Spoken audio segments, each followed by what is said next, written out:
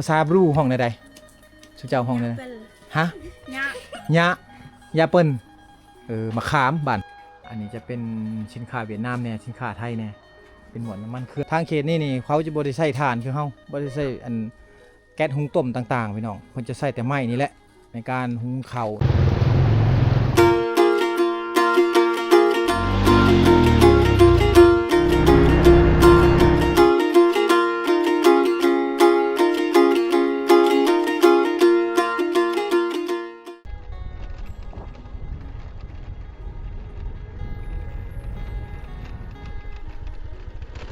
พี่น้อง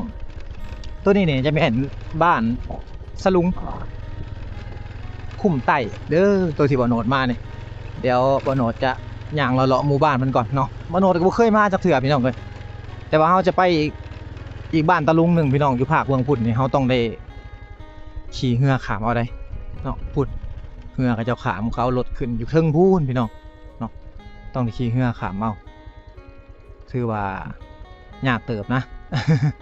ก่อนจะได้ขามแต่ว่าบ่โนดจะพาพ่อแม่พี่น้องมาย่างเลาะหมู่บ้านนี้ซะก่อนเนาะบ้านนี้ก็อาจจะดีกว่าบ้านนั่นพี่น้องครับเนาะเดี๋ยวจอดรถไว้นี่แป๊บนึงเดี๋ยวย่างเลาะหมู่บ้านเพิ่นโอ้อาเจ้าบ่นี่น้องสาวน้องชายเราเว้าภาษาลาวบ่เป็นเนาะตะนางเนาะตะนางเนาะตะนางลาวพี่น้องบ่ฮู้ภาษาลาวถึงว่าจะอยู่ไกลจากตัวเมืองแต่ว่าก็มี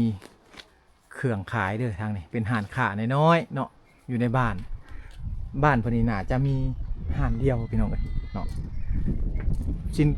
สินค้าอยู่ทางเขตนี่จะเป็นสินค้าไทยสินค้าเวียดที่ว่าขายอยู่ในนี้เนาะนี่เห็นบ่อันนี้จะเป็นสินค้าเวียดนามเนี่ยสินค้าไทยเนี่ยเป็นหมวดน้ำมันเครื่องโอ้อันนี้ไปตักน้ำอันนี้เฮือนเราอยู่นี่เลยเนาะไปตักน้ำจิพุ่นไปตักน้ำให้พุ่นนี่เนี่ยเอาลูกแทนของผมไปตักน้ำฮะสบายดีบันชวนอายได้เนี่ยภาษาไอ้บรูห้องใดๆชื่อเจ้าห้องใดฮะยาเปิ้ลมะขามบัดจะเป็นมะขามเอ้าคือสิสมขนาด สมขนาดเลยอันนี้คือน้องๆเนาะน้องๆอยู่ในบ้านสลุงเนาะนี่กันเนาะบ้านสลุงคือกันตัวหัวเพียงหัวเลยพี่น้องเลยหมูคู่กันเนาะอายุยังน้อยๆนี่เนาะไปเนาะอายุประมาณ10 กว่าปีนะมาภาคเมืองนี่เฮือนซานทางเขตนี่จะเป็นเฮือนไม้พี่น้องเนาะไม้อยู่กองตารางเพิ่นยังซี่นี่เพิ่นจะบ่ได้ขายเพิ่นจะเอาไว้เฮ็ดเฮือนเฮ็ดซานให้ลูกเพิ่นเวลาเขาเจ้าสร้างครอบครัวไปพี่น้องเอ้ยเนาะเดี๋ยวนี้ไม้มันบ่ค่อยมีแล้วแหละบางครอบครัวก็เก็บกำไว้เอาไว้เฮ็ดเฮือนเฮ็ดซานเบิ่งเฮือนซานเบิ่งเขตนี่บางหลังคาเฮือนก็เป็นเฮือนไม้เฮือนแป้นแหละบางหลังคาเฮือนก็เป็นเฮือนผากระแตะแบบซี่เนาะ10 ปี20 ปีข้างหน้าไปต้องได้เปลี่ยนแล้วผากระแตะนี่บันชวนสบายดีโดยอยู่ดีมีแห้งเด้อโดยเอาอยู่ดีมีแห้งสบายดีทั้งนั้นโดยสะแงดเนาะได้เลิกได้ฮะสเปรละทึงหูข่อยบูฮู้หลายซ้ำนั่นน่ะพอแล้วซ้ำนี่ฮู้เลยเนาะความลาวนี่แหละพอเลยลมกันเนาะสะแงดก็คือหนาวในเพิ่นว่าพิงไฟจังซี่มื้อนี้บ่อยากหนาวปานใดเนาะมื้อนี้เริ่มแล้วโอ้สบายแล้วมื้อวานนี่ร้อน4-5 มื้อแล้วมื้อนี้น่ะหนาวแล้วเพิ่นว่าฝนบางปีนี่ท่วมเลยเนาะโอ้ยครึ่งเลยโอ้ค่าลงทางรถทั้งคันนั้นโอ้ท่วมหมดแม่นบ่อยู่ทางเขตนี้เฮ็ดเฮือนสูงไว้อยู่ใกล้แม่น้ำแต่ว่าเฮ็ดเฮือนดินเฮือนต่ำของเฮานี่ท่วมแต่ปีนั้นค่านี่นำโอ้พวกนี้แหละได้ขี่เฮือได้บ่โอ้ยหลายปีเลยเนาะเอาเฮือได้15 ปีแล้วนี่ช่วงน้ำหลายช่วงนั้นแม่นบ่แต่ช่วงนั้นแหละค่านี่มันธรรมดาเดี๋ยวนี้มันบ่ท่วมแล้วธรรมดาน้ำเท่านี้หั่นมันมาไวไปไวเนาะตึกแต่บ่มันไหลแห้งอยู่พี่น้องมันฝนตกน่ะมันไหลไว ทีนี้มันตื่นหมดเลยนั่น มันตื่นแล้วเดี๋ยวนี้ ได้เป็นวางคือแต่เก่า เออ ได้2 วามงนั่นแหละ อ้าวขอมกกับใจเด้อเด้อขอย่างรอบ้านหน่อยเด้อ จ้า โดย หนาว หากกันหนาวมื้อนี้อ้าวย่างเลาะหมู่บ้านมันก่อนพี่น้องมาเบิ่งวิถีชีวิตทางนี้นี่ช่วงมันจะเป็นช่วงหนาวช่วงแล้งเลยพี่น้องฝนบ่ค่อยมีแหละสิเห็นทะเลหมอกคือช่วงแต่ก่อนนี่ก็บ่มีได้ ถ้าว่าจะเห็นก็เห็นบรรยากาศหมู่บ้านแบบซี่แหละพี่น้องเอ้ยเนาะมีผู้เฒ่ามีเด็กน้อยลิ้นตามกล้องตารางเนาะแบบนี้เงินซานเพิ่นก็จะว่าเงินหลังใหญ่ก็บ่ใหญ่พี่น้องเนาะแต่ว่าครอบครัวหนึงอยู่กันเกือบ10 คนเนี่ยพี่น้องเงินแบบนี้นี่เนาะลูกหลานต่างๆก็อยู่กันแบบซี่แหละเห็นบ่อยู่แบบธรรมชาติเนาะไปใช่จากแก้วดิอันนี้กินละก้ายจ่าละก้ายอันนี้คือของกินหลินของเด็กหน่อยเขาพ่อพี่ละพี่ละก้ายคือหมักกระบกอะไรพี่น้องเนาะเป็นของกินหลินของเด็กน้อยอยู่ในเขตชนเผ่าหรือชนบทเฮาเนาะจะกินละก้ายบ่จ่าละก้ายอันนี้เอาขนมยายน้องเพิ่นเนาะบ่โนดกับบ่ได้เอามาลายพี่น้องเลยอ้าวคนนึงขอบใจเด้อใช่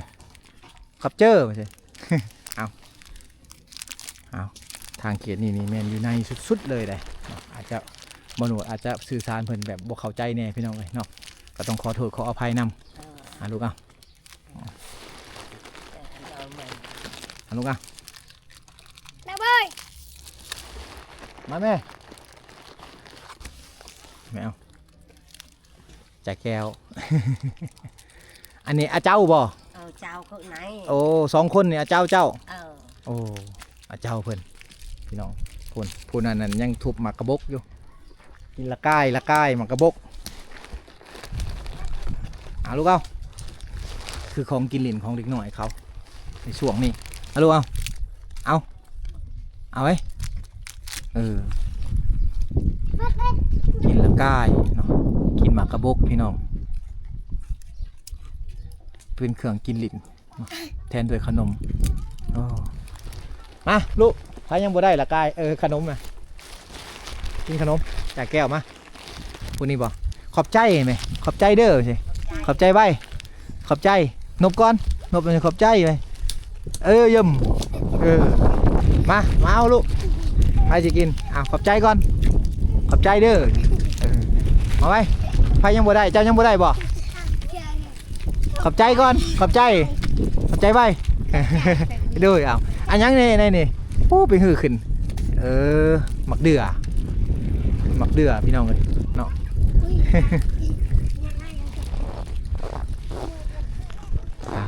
ย่างแล้วพี่น้องเลยเนาะบุมีกิจกรรมไปช่างลายเลย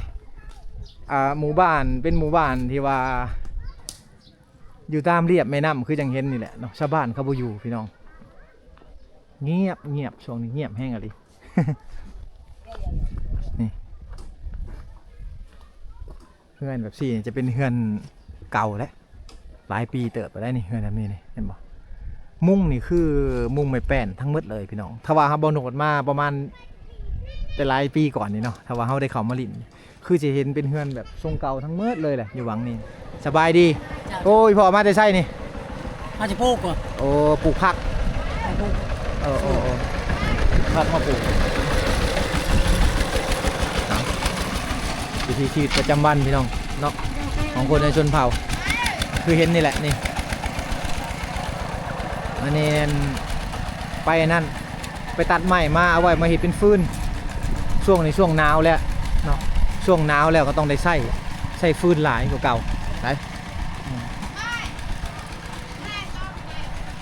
ช่ใครอยาก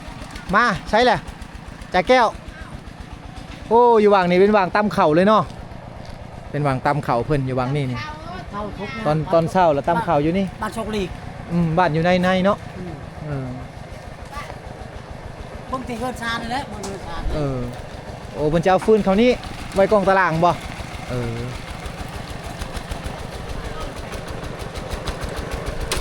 ไปเอาฟืนมาดังช่วงหนาวพี่น้องเลยเนาะถ้าว่าบ่มีฟืนนี่อยู่บ่ได้แล้วทางเขตนี่เนาะบ่คือกับบ้านเฮาได้บ้านเฮายังว่ามีถ่านได้พี่น้องเลยแต่ทางนี้บ่มีเลยได้ทางนี้ได้ถ้าว่าบ่ไปเอามานี่บ่ได้ช่วงนี้ไผก็ไปเอาฟืนแบบมาดังหลายเนาะลูกสาวเจ้าบ่ลูกสาว บางเขตที่ว่าบ่โหนดไปนี่เนาะเพิ่นเอาไม้ไว้ในกองตารางหลายเพราะว่าทางเขตนี่เขาจะบ่ได้ใช้ถ่านคือเฮาบ่ได้ใช้อันแก๊สหุงต้มต่างๆพี่น้องเพิ่นจะใช้แต่ไม้นี่แหละในการหุงข้าวนึ่งข้าวเนาะเอาไว้ดังพิงตอนเช้าพี่น้องก็คือไม้ที่ว่าสำคัญที่สุดเลยอันนี้คือเอามาแต่ไห้แต่สวนเพิ่นพี่น้องนี่จะเป็นสวนผัก ปลูกยังแน่เจ้าโอ้ปลูกผักแน่นเนาะอันตะนางอันนี้เนาะทั้งบ้านเขานี่ต้องได้ไปซื้อตะนางเลยแต่ทางบ้านเพิ่นนี่เอาไม้อันนี้เลยไม่เหี้ยไม่พางเลยมาเห็ดเป็นหัวสวนเอามาแต่ให้แต่สวนเพิ่นอันนี้ก็ไม่เหี้ยไม่พางโอ้อันนี้คือผักเพิ่นปลูกพี่น้องผักปลอดสารพิษเด้อทางนี้ผักทางเขตนี่จะบ่ได้ใส่สารเคมีคือทางบ้านเฮาเนาะบ่ได้เล็งให้มันใหญ่พี่น้องทางนี้นี่ใส่แต่อันนั้นใส่แต่ปุ๋ยคอกเนาะเป็นขี้งัวขี้แบะพี่น้องเอ้ยขี้หมูต่างๆเขาใส่อยู่ในนี้ได้ปลอดสารพิษอยู่บริเวณเขตนี้ก็เป็นสวนผักทั้งหมดเลยเป็นสวนผักทั้งหมดเลยเรียนกันสำราญนี่แม่นหมดเลยช่วงฤดูน้ำหลากนี่วังนี่เนี่ยท่วมเลยนี่พี่น้องเนาะมันจะเป็นคลองน้ำได้อยู่นี่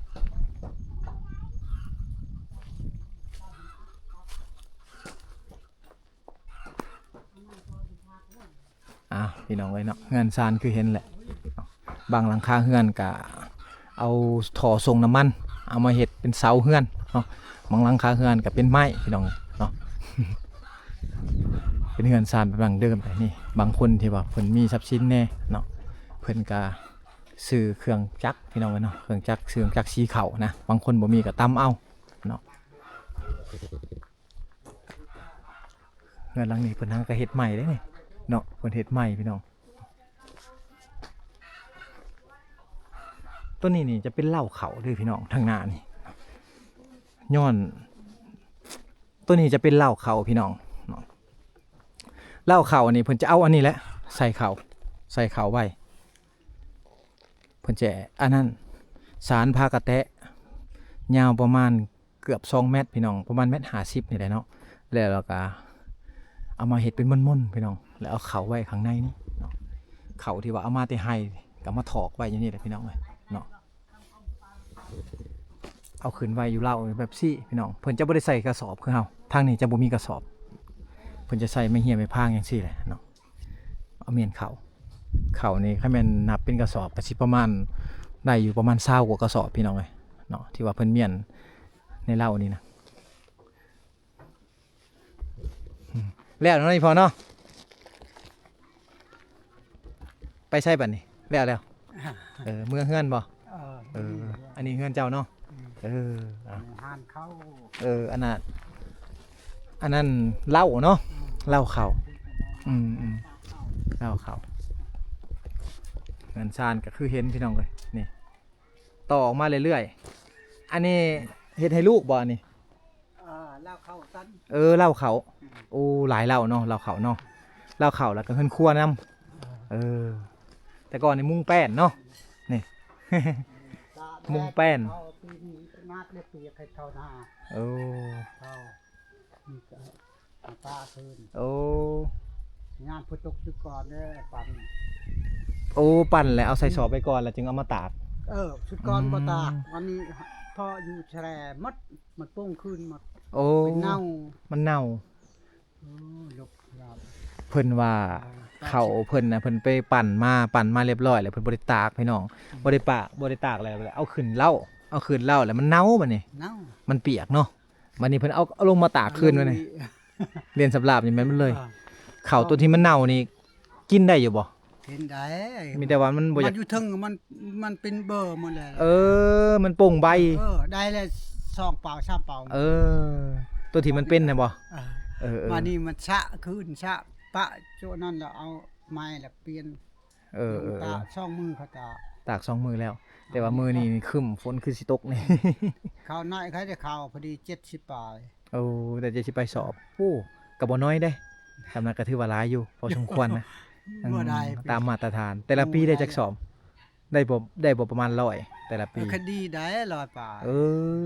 ปีนี้แปลว่าได้บ่หลายเนาะ อืม อัน70ปลายพี่น้อง น้ำท่วม น้ำท่วมแน่ มด เออ น้ำเจิญครึ่งหนึง เออ ไปกินข้าวเลย บ่เป็นหยังเฮาสิข้ามไปบ้านนั่น อาจจะ ขอบอกขอบใจเด้อพอเด้อ จ้าๆ โดยนี่ก็คือบ้านสลุงคือกันเนาะเป็นหมู่บ้านหนึ่งที่ว่าอยู่ใกล้ๆกันนี่แหละและหมู่บ้านนี่จะเป็นหมู่บ้านดั้งเดิมเลยของคนในชนเผ่าบรูเฮาเนาะอยู่ทางเขตเมืองเซโปนแขวงสวรรณเขตเฮาพี่น้องเอ้ยเนาะหมู่บ้านนี้เป็นหมู่บ้านดั้งเดิมอะเลาะอะลีเวลาเฮาเข้ามานี่เฮือนชานพวกนี้เฮายังเห็นอยู่เป็นเสาที่ว่าเพิ่นเอามาเฮ็ดเฮือนก็เป็นเสาน้ำมันเสาส่งน้ำมันต่างๆพี่น้องเนาะเอา EP นี้ก็สิมีประมาณนี้พี่น้องเนาะที่ว่าพาพ่อแม่พี่น้องมาเบิ่งบรรยากาศหมู่บ้านเพิ่นเนาะกะบ่มีหยังหลายพี่น้องหมู่บ้านนี่ก็เป็นหมู่บ้านที่ว่าเงียบแน่ชาวบ้านเขาบ่อยู่เฮือนเนี่ยเนาะ การสมแปลงรถอยู่ทางเขตนี่แม่นแปลงเองเลยเนาะ ต้องเก่งแน่พี่น้องเอ้ยขี่รถทางเขตนี่ จำเป็นแล้ว มันบ่มีห้านเด้เนาะเพิ่นมีแต่กระแจให้แล้วก็เวลารถเพลรถนั้นก็ต้องมาแปลงเองคือจังซี่แหละพี่น้องโอ้ตีนหัวบ่ แม่น โอ้เปลี่ยนใส่เองซื้อใส่น้ำเพิ่นแล้วก็แป้งเองอยู่ทางเขตนี่จะบ่มีห่านแป้งคืออยู่ทางบ้านเฮาเนาะเพิ่นจะมีแต่กระแจแบบซี่แหละให้มีแต่กระแจให้ 19นี่ แจให้เอามาแป้งจังซี่น้องเอ้ย ต้องบอกเอาจ้าบอกหลักน่าจะบอกน้อย รถอยู่ทางนี่จะเป็นรถแบบซี่แหละเนาะเพราะว่าถนนหนทางบ่ค่อยดีพี่น้องต้องใช้รถนั่นสิแหละในการสัญจรหรือว่าการเดินทางไปหมู่บ้านต่างๆเนาะแต่ว่าขี่กลางคืนนี่บ่ปลอดภัยปานใดตารถเพิ่นบ่มีเนาะ